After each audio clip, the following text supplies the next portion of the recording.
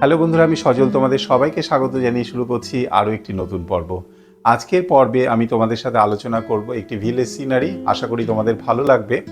আজকের ড্রয়িং ভিডিওটিতে আমি আউটলাইন থেকে শুরু করে সম্পূর্ণ কালার কম্বিনেশনসগুলো নিয়ে এখানে আলোচনা করেছি। যারা চ্যানেলটিতে নতুন এসেছো তারা অবশ্যই চ্যানেলটিকে সাবস্ক্রাইব করে সাপোর্ট করো। আজকের ড্রয়িং ভিডিওটি আশা করি তোমাদের ভালো লাগবে। যদি তোমাদের ড্রয়িং রিলেটেড কোনো রকম সাজেশন বা কোশ্চেন থাকে তাহলে অবশ্যই তোমরা কমেন্ট অপশানে কমেন্ট করো।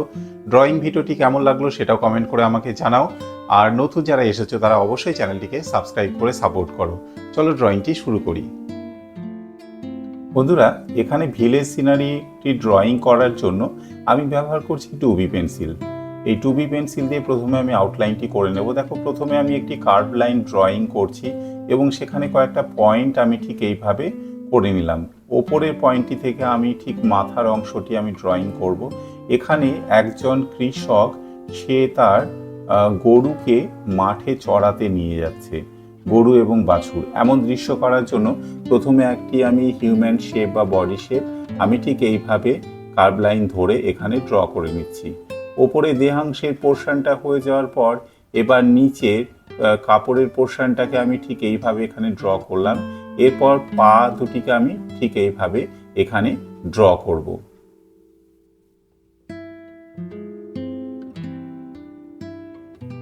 এরপর আমি প্রথম গরুটিকে এখানে আউটলাইনটি ড্রয়িং করে নেব। গরুটির আউটলাইনটি করার সময় প্রথমে পেছনের পায়ের অংশটা আমি আউটলাইনটা করলাম। এরপর গরুটির দেহাংশের আউটলাইনটি আমি এখানে করছি এবং এরপরে আমি গরুর মাথার পোর্শন এবং কান এবং মুখের অংশটি করে নিয়ে শিং দুটিকে আমি ঠিক এইভাবে ড্রয়িং করলাম। এবার গরুর সামনের পা দুটিকে আমি ড্রয়িং করে নেব। এখানে গরুটির দড়িটা আমি ড্র করছি, এইভাবে হাতে দড়ি ধরে গরুটিকে নিয়ে যাচ্ছে এমন দৃশ্য করলাম। এখন আমি বাছুরটিকে ড্র করছি।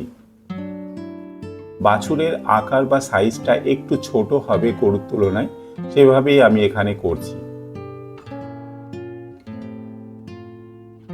বাছুরটিও তাই গরুটির পেছন পেছন হেঁটে চলেছে এমন দৃশ্য করার জন্য ঠিক এইভাবে আমি বাছুরটিকে ড্র করে নিলাম এখানে।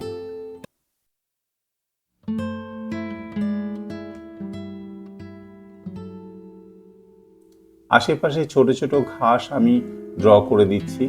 এবারে পুকুর ধার দিয়ে গরুটিকে নিয়ে যাওয়া হচ্ছে, সেই রকম দৃশ্য করার জন্য আমি এখানে একটা পুকুর পাড় ড্র করলাম। এরপর দিগন্ত রেখার আগে যে বাড়িগুলো হবে সেই মেজারমেন্ট করে নেওয়ার জন্য ঠিক এইভাবে একটা লাইন তৈরি করে নিয়ে আমি এখানে একটি ধানের গোলা ঠিক এইভাবে ড্র করছি। ওকে, ধানের গোলা হয়ে যাওয়ার পর এখন দেখো একটি বাড়ি আমি ঠিক তার পাশে একই রকম ভাবে ড্র করে নিচ্ছি। বাড়িটির দরজা এবং জানলা করে নেওয়ার পর এবারে একটা নারকেল গাছ আমি ঠিক এইভাবে বাড়ির সামনে ছোট্ট করে ড্রয়িং করে নিচ্ছি। দ্বিতীয় বাড়িটিকেও আমি পাশে এইভাবে ড্র করে নিচ্ছি।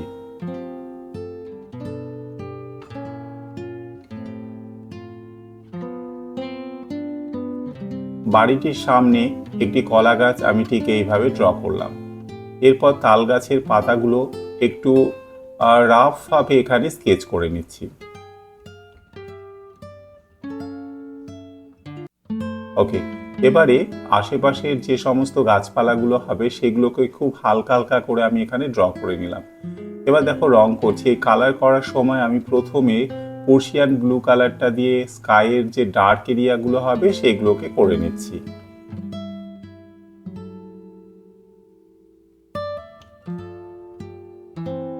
এরপর হালকা ব্লু কালার এবং তার সাথে হোয়াইট কালারের কম্বিনেশনস আমি ব্যবহার করছি এবং এইভাবে ঘষে ঘষে আমি এখানে স্কাইটাকে করবো। এটা করার জন্য আমি দেখো এখানে এবার একটি পেপার ন্যাপকিন নিয়ে ঠিক এইভাবে আমি পোর্শনটাকে ব্লেন্ড করে নিচ্ছি।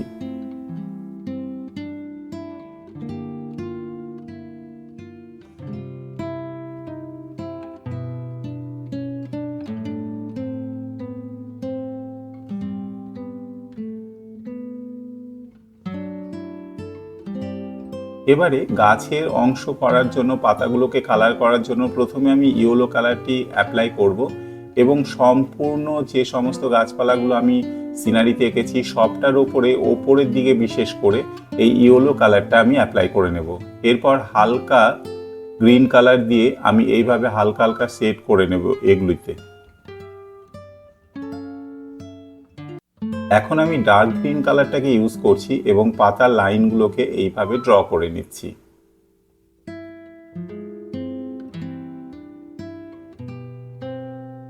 ওকে, গাছপালা এবং ঝোপঝাড়গুলো করার জন্য এখানে ডার্ক গ্রিন কালারটিকে আমি প্রথমে ইউজ করছি।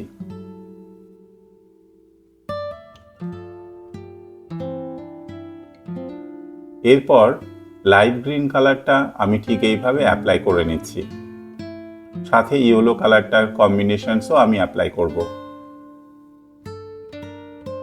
পেপার দিয়ে আমি এগুলোকে ব্লেন্ড করে নিচ্ছি ঠিক এইভাবে।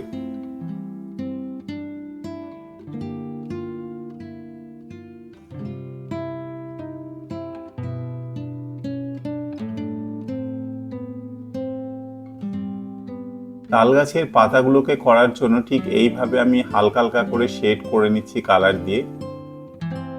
এখানে আমি ডার্ক গ্রিন কালারটাকে ইউজ করছি এই সমস্ত পাতার শেডগুলোকে করার জন্য।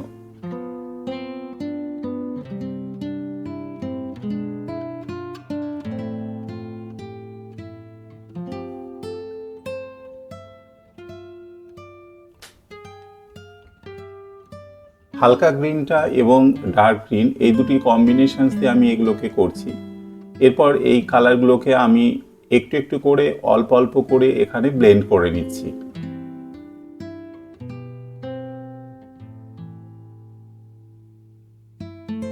দেখো তাল গাছগুলো হয়ে যাওয়ার পর এবার ঘরের চালাটিকে রং করব। প্রথমে অরেঞ্জ কালার দিয়ে, তারপর ইয়েলো কালার দিয়ে এইভাবে করে নিয়ে এবং এই পোর্শনসগুলোকে হালকা হালকা করেই করব।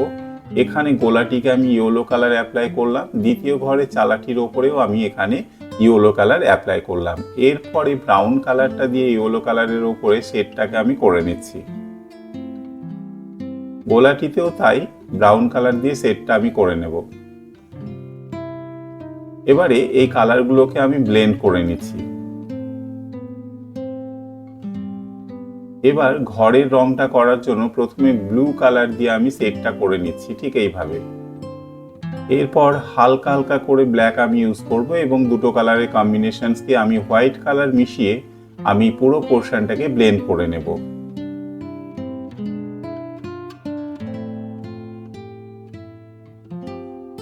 এবারে একটি ব্ল্যাক পেন্সিল দিয়ে আমি ঠিক এইভাবে গোলার চালাগুলোকে, লাইনগুলোকে টেনে টেনে ঠিক এইভাবে আমি এই পোর্শনসগুলোকে করে নিচ্ছি।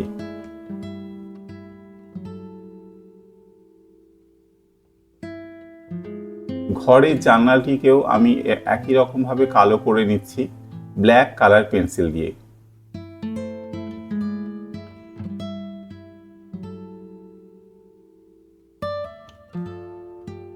এবারে ঘাসের রং করার জন্য প্রথমে আমি ইয়েলো কালারটা ইউজ করছি এবং হালকা হালকা করে ইয়েলো কালারটা আমি ধার ধার দিয়ে অ্যাপ্লাই করলাম।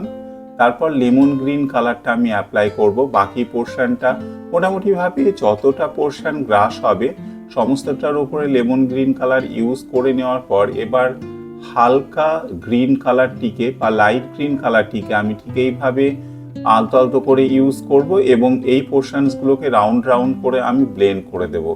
এবার দেখো কিছু ঝোপঝাড় আমি এখানে ড্র করে নিচ্ছি ঠিক এইভাবে এবং এই পোর্শনসগুলোকেও আমি অল্প অল্প করে ব্লেন্ড করছি। হালকা থেকে আস্তে আস্তে ডার্ক এইভাবে কালার কম্বিনেশনসগুলো আমি এখানে ইউজ করছি।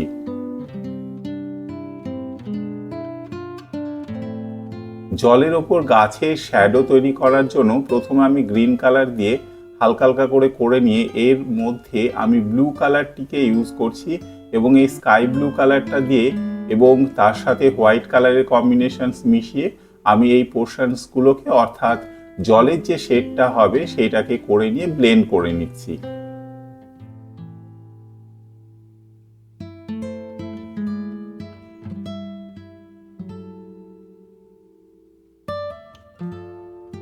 ওকে, এবার বাছুরটি করার জন্য দেখো কালার করার জন্য প্রথমে ব্রাউন কালারটা দিয়ে আমি আর ডার্ক এরিয়া এবং লাইনগুলোকে ঠিক এইভাবে অল্প অল্প করে নিচ্ছি। এরপর ব্রাউন কালার দিয়েই বাকি পোর্শনসটার ওপরে আমি হালকা light brown colour, dark brown colour এই কম্বিনেশনসগুলো ইউজ করলাম এবং এই পোর্শনসগুলোকে ব্লেন্ড করে দেবো আমি। এবারে একটা গ্লাস মার্কিং কালার পেন্সিল নিয়েছি আমি, বা ব্ল্যাক কালার পেন্সিল নিয়েও করা যেতে পারে। এইভাবে শেডগুলো আমি বাছুই করে নেব। আর যেখানে যেখানে হালকা লাইট এফেক্টের দরকার আছে সেখানে আমি এইভাবে হোয়াইট কালার কম্বিনেশন ইউজ করব। গরুটিকে করার জন্য প্রথমে ব্লু শেড আমি করছি, তো এইভাবে ব্লু কালার দিয়ে আমি শেডটাকে করে নিলাম। তারপর ডার্ক ব্রাউন কালারটাকে আমি ঠিক এইভাবে ইউজ করছি। দেখো, প্রথমে অল্প একটু পোর্শন আমি ব্লেন্ড করে তোমাদেরকে দেখাচ্ছি, পুরো পোর্শনটা একই রকম ভাবে ব্লেন্ড করে নিয়েছি। হোয়াইট কালার দিয়ে শেডগুলোকে ঠিক করে নেব। মোটামুটি ভাবে একই রকম ভাবে গরুটি কালার করা হয়ে গেছে। আউটলাইনটিকে আমি স্পষ্ট করার জন্য ব্ল্যাক কালার পেন্সিল ইউজ করছি এবং এই আউটলাইনটাকে স্পষ্ট করে নিলাম। এবার হিউম্যান বডি বা মানুষটিকে কালার করার জন্য ব্রাউন কালার দিয়ে করে নিয়ে আমি ব্লেন্ড করে নিয়েছি। কাপড়ের অংশটা করার জন্য দুটো তিনটে কালার কম্বিনেশনস আমি এখানে ইউজ করব। প্রথমে রেডিশ করার জন্য রেড কালার, তারপর ডার্ক ব্রাউন কালার দিয়ে ভাঁজগুলো করে নিলাম এবং একটু ব্ল্যাক কালারও ওখানে ইউজ করেছি। এবারে ব্ল্যাক পেন্সিল দিয়ে প্রথমে মাথার অংশ এবং হাত ও পায়ের যে আউটলাইনগুলো আছে সেগুলোকে আমি একটু স্পষ্ট করে এখানে করে নিচ্ছি, যাতে বডি শেপটা দেখতে ভালো লাগে।